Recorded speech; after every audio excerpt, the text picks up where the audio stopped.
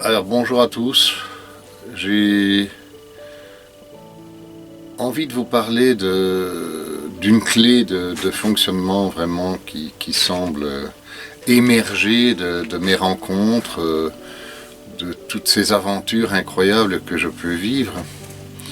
Mais je pense qu'il faut à certains moments se poser et se poser dans les deux sens du terme, poser et en même temps poser des questions pour savoir pourquoi c'est jouable, pourquoi c'est faisable et qu'est-ce qui est source de nos problèmes en tant qu'être humain. Alors c'est le fameux cerveau, ce sacré cerveau, hein, ça c'est vraiment lui qui va en fait être capable de nous donner les sensations. Sans cerveau, pas de sensations. J'ai envie de vous l'écrire là. Vraiment, on va se reprendre un petit carnet là, pour une fois. Je vais essayer de vous faire ça. Je vais me mettre là. Attention. Je te le refais. Cerveau. Cerveau. L'ordre du jour, le cerveau. Alors, ça y est, vous l'avez vu là, cerveau, tout à fait bien. Tiens, je vais voir si ça vous dit quelque chose. Cerveau. Alors, on y est aussi. Ça y est, vous l'avez là. Vous lisez bien. Cerveau. Ça sert vos sentiments, ça sert vos émotions, ça sert à ressentir. Pas de cerveau, rien, état végétatif, pas de sensation, rien. Je suis comme une cellule, mais à première vue, je peux pas dire ce qu'il y a, j'ai pas de mémoire, j'ai rien. Et ce cerveau, il est bien plus compliqué que ça. Ah là là, c'est lui qui est sans doute le centre de tous nos bonheurs ou tous nos malheurs. Le centre de nos maladies, le centre de tout. Alors, je répète bien que je ne dois pas avoir raison, je n'ai pas de jugement, tout ça, j'en ai rien à faire. Simplement, j'aimerais vous proposer de ce moment de réflexion sur ce terrible truc là qui est caché dans cette cabessa, la tête là, ce cerveau, quoi. Hein, bon. Alors, qu'est-ce qu'il a comme fonction? Qu'est-ce qui va nous influencer?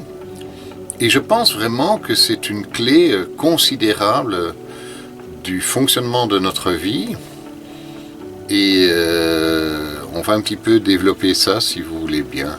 Alors j'ai pas du tout de connaissances scientifiques sur la chose, c'est simplement par rapport au ressenti et à tout ce qui se passe et de tous ces moments où je suis face à la détresse des gens, je me dis mais quand même, qu'est-ce que c'est cette sorte de mémoire qui est là et qui à certains moments perturbe les gens, qui viennent me raconter des événements qu'ils ont entendus dès le début de leur vie. Alors reprenons bien le rôle de cette petite boutique qui est dans notre tête. D'abord j'ai envie de dire, notre corps est bien le number one du système, puisque ma tête et mon corps, ma tête en fait partie, protègent ce cerveau. Ah, qu'est-ce que ce serait terrible d'avoir des cerveaux par terre, on marcherait dessus, on dirait « C'est votre cerveau, ça, madame, c'est votre cerveau, monsieur ?» Je ne sais pas, c'est quelqu'un qui l'a oublié, je ne sais pas qui c'est. Pour moi, c'est une personne qui perd la tête, elle n'a plus très bien. Au niveau de la décapitation, c'était sympa, mais quand même, non.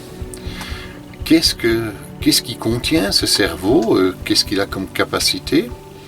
Et là, j'ai envie que vous repreniez ce temps de pause pour dire mais ce cerveau, c'est tout, absolument tout.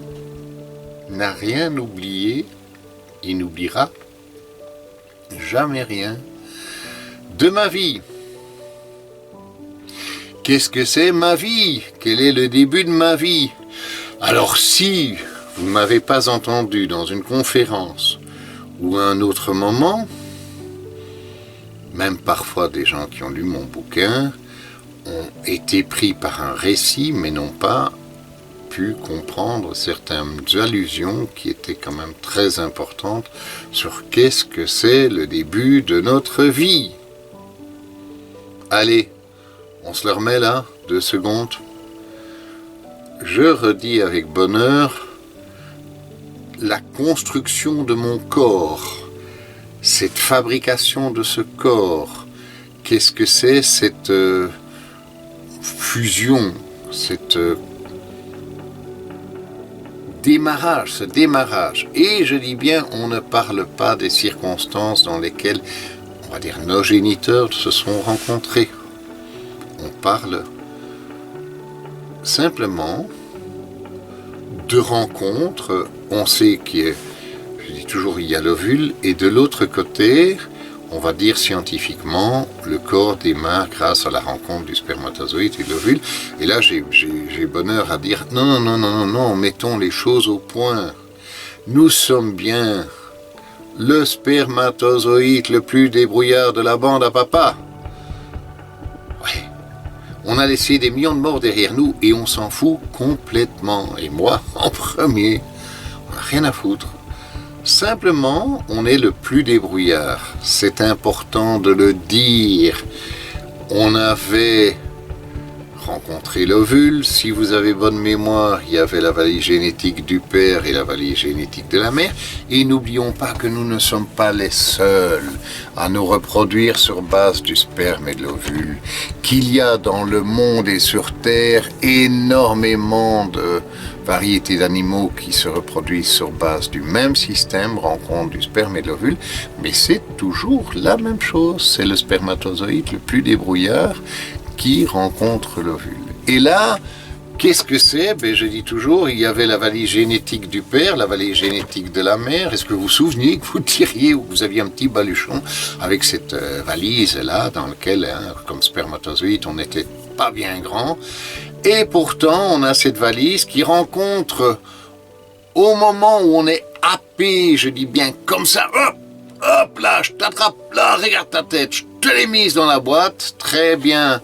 Eh bien, c'est l'ovule qui est venu nous engloutir carrément, nous emprisonner d'un coup. Ouais, très bien. Et il y avait la valise génétique de la mère qui attendait sur la table. Quand les valises se voient, c'est une explosion d'informations. Et c'est là que je dis, jamais 203, super important ce jamais 203 qui va être vraiment quelque chose de primordial. Sperme, ovule, il y a des milliards de possibilités qui s'offrent à nous rien qu'au sein d'une famille quand les valises s'ouvrent, rien qu'au niveau chromosomique, donc c'est quelque chose d'absolument ahurissant. Et qu'est-ce qui fait qu'on est comme on est? Qui a fait les choix de la construction de ce véhicule? C'est instantané, vous avez vu? Instantanément, immédiatement. Jamais 203, 3M, immédiatement, formidable. Qui a fait ce mélange? Qui? Allez! Mais dites-le, puisque vous avez été scolarisés et tout, c'est certainement des informations qu'on vous a données.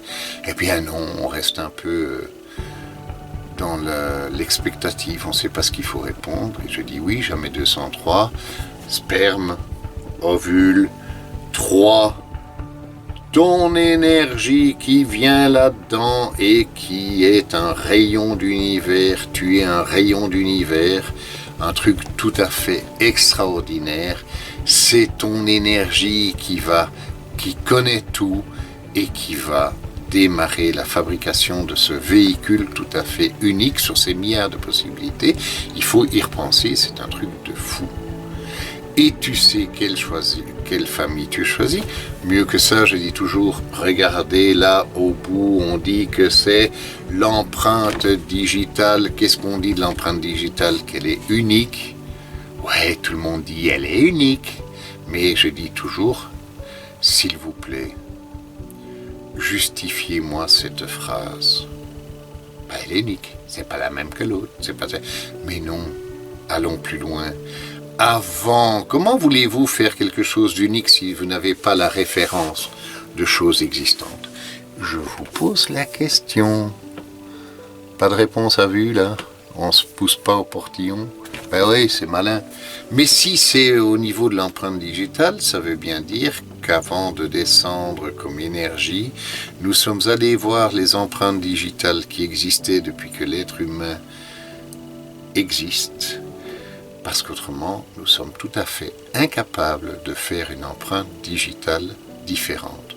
Donc comme énergie, univers, nous avons une connaissance qui n'a pas de limite. Nous savons que nous allons choisir la cartographie humaine et nous allons mettre nos codes pour fonctionner là-dedans. Et nous allons mettre notre empreinte. Et il y a un certain Bernard qui vous parle qui a laissé dans la bibliothèque les empreintes pour qu'après on ne vienne pas copier. Parce qu'autrement, vous auriez fait un doublon de mon empreinte digitale. Or, on dit bien qu'elle est unique, autant qu'on dit aujourd'hui dans la reconnaissance faciale et tout, que chaque corps est tout à fait différent. Et c'est vrai que chaque corps est tout à fait différent.